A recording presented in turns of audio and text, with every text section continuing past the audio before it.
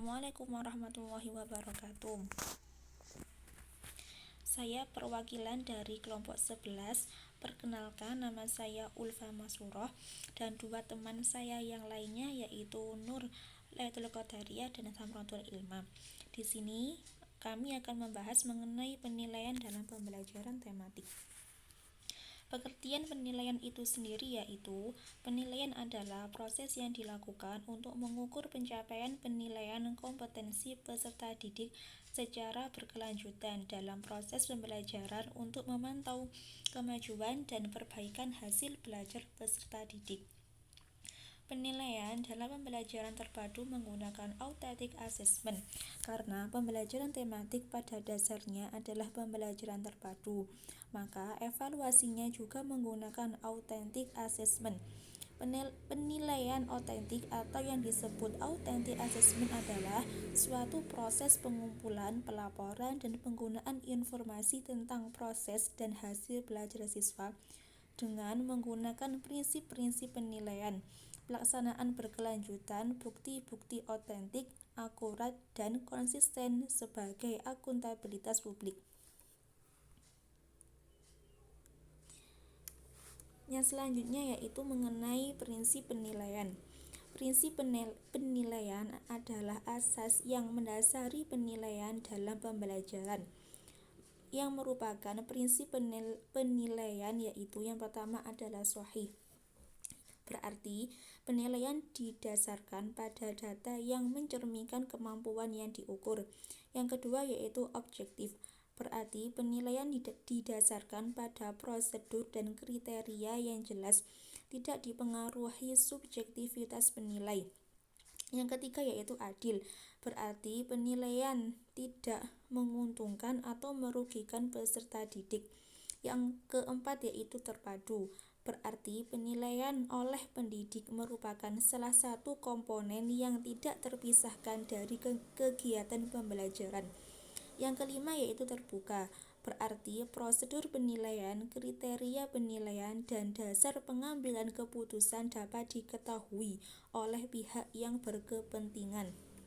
Yang keenam yaitu menyeluruh dan berkesinambungan. Berarti penilaian oleh pendidik mencakup semua aspek kompetensi dengan menggunakan berbagai teknik penilaian yang sesuai untuk memantau perkembangan kemampuan peserta didik. Yang ketujuh yaitu sistematis.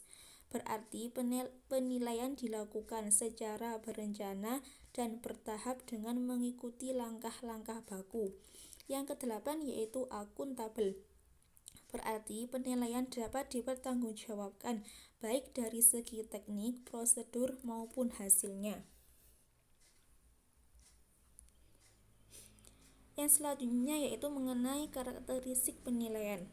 Penilaian dalam kurikulum 2013 memiliki karakteristik sebagai berikut. Yang pertama yaitu ketuntasan belajar, yaitu merupakan capaian minimal dari kompetensi dari setiap muatan pelajaran yang harus dikuasai peserta didik dalam kurun waktu belajar tertentu. Yang kedua yaitu otentik. Penilaian dilakukan untuk mengukur pencapaian kompetensi secara holistik. Penilaian otentik tidak hanya mengukur apa yang diketahui oleh peserta didik, tetapi lebih menekankan mengukur apa yang dapat dilakukan oleh peserta didik. Yang ketiga yaitu penilaian berkesinambungan. Dimaksudkan sebagai penilaian yang dilakukan secara terus-menerus dan berkelanjutan selama pembelajaran berlangsung. Yang keempat yaitu menggunakan bentuk dan teknik penilaian yang bervariasi. Penilaian sikap, pengetahuan, dan keterampilan menggunakan berbagai teknik penelitian yang sesuai dengan karakteristik kompetensi yang akan diatur atau dinilai. Yang terakhir yaitu penilaian sikap, pengetahuan, dan keterampilan menggunakan acuan kriteria. Yang selanjutnya yaitu mengenai bentuk penilaian. bentuk penilaian hasil belajar oleh satuan pendidikan ada 3. Yang pertama yaitu penilaian akhir semester atau disebut dengan PAS. PAS yaitu kegiatan yang dilakukan untuk mengukur pencapaian kompetensi peserta didik di akhir semester gasal. Yang kedua yaitu penilaian akhir tahun atau yang disebut dengan PAT. PAT yaitu kegiatan yang dilakukan di akhir semester genap untuk mengukur pencapaian kompetensi peserta didik pada akhir semester genap. Yang ketiga yaitu ujian sekolah atau yang disebut dengan US.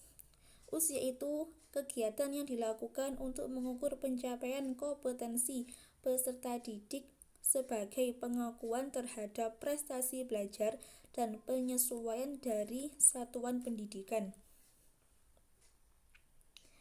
Tujuan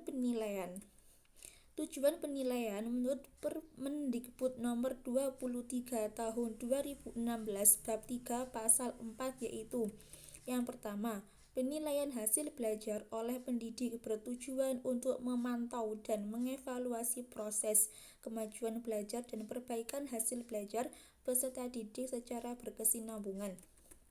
Yang kedua yaitu penilaian hasil belajar oleh satuan pendidikan bertujuan untuk menilai pencapaian standar kompetensi lulusan untuk semua mata pelajaran.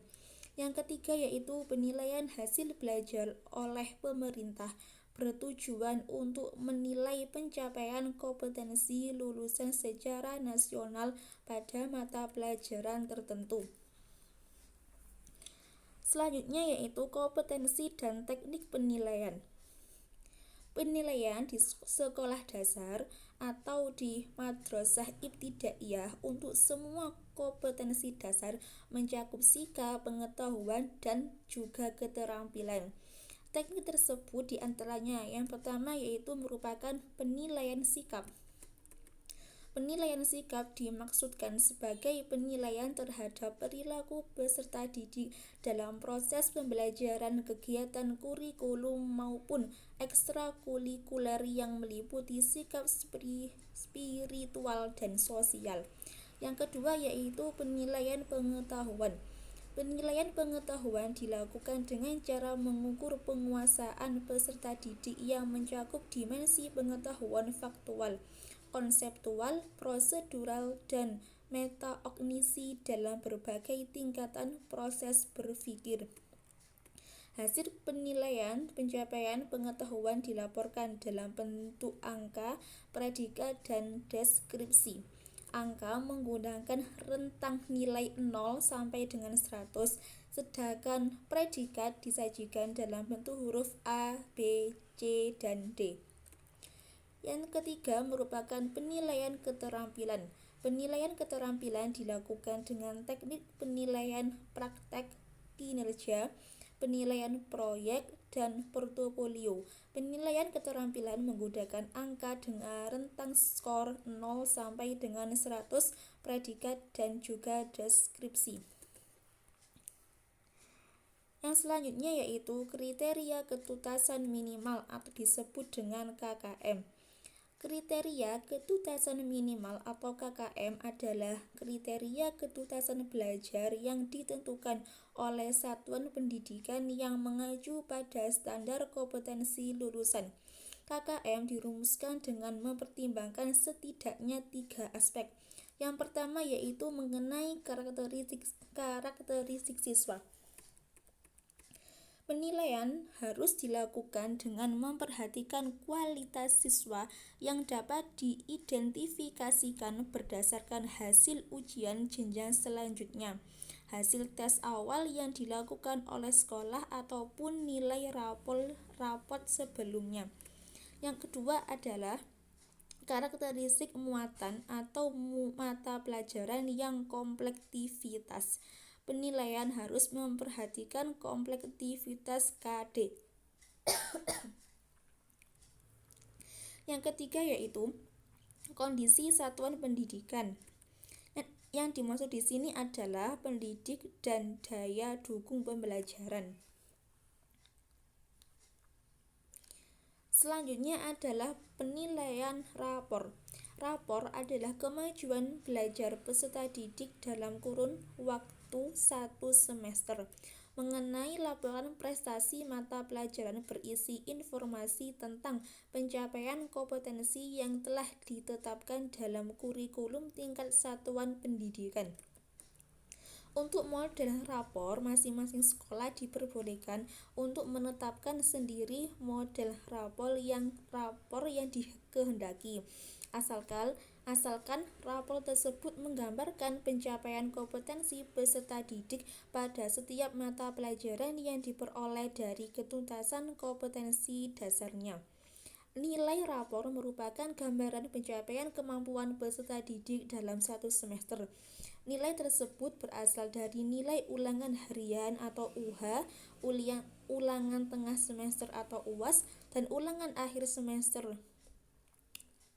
Dan oleh karena itu, kedudukan atau bobot nilai ulangan harian sama atau lebih besar dari nilai ulangan tengah semester dan ulangan akhir semester.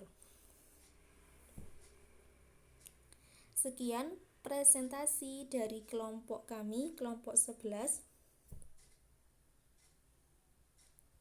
Terima kasih atas perhatiannya. Wassalamualaikum warahmatullahi wabarakatuh.